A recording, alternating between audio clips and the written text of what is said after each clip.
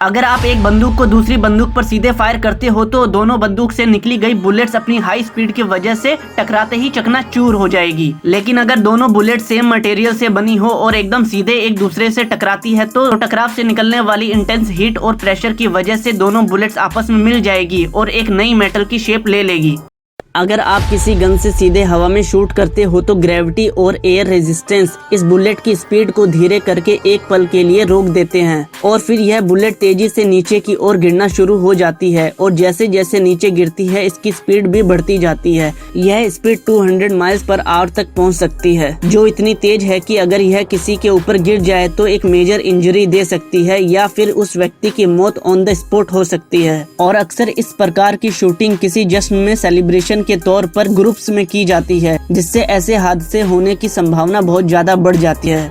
अगर आप एक बुलेट प्रूफ ग्लास पर गोली चलाते हो तो इस ग्लास की आउटर लेयर बुलेट के इम्पैक्ट को एब्जॉर्ब कर लेगी और टूट जाएगी, लेकिन इसके ठीक नीचे एक मजबूत प्लास्टिक की लेयर होती है जो टूटे हुए कांच को पकड़ने वाले जाल की तरह काम करती है और बुलेट की एनर्जी इस लेयर के सरफेस पर बराबर बराबर फैल जाती है, जिससे बुलेट का फोर्स कम हो जाता है। और अगर फिर भी यह लेयर बुलेट को रोकने में नाकाम हो गई तो इसके बाद एक और कांच की लेयर होती है जिसमें और भी ज्यादा हाई क्वालिटी की प्लास्टिक होती है, जो यह इंश्योर करती है कि बुलेट इसमें से किसी कीमत पर आर पार नहीं होगी।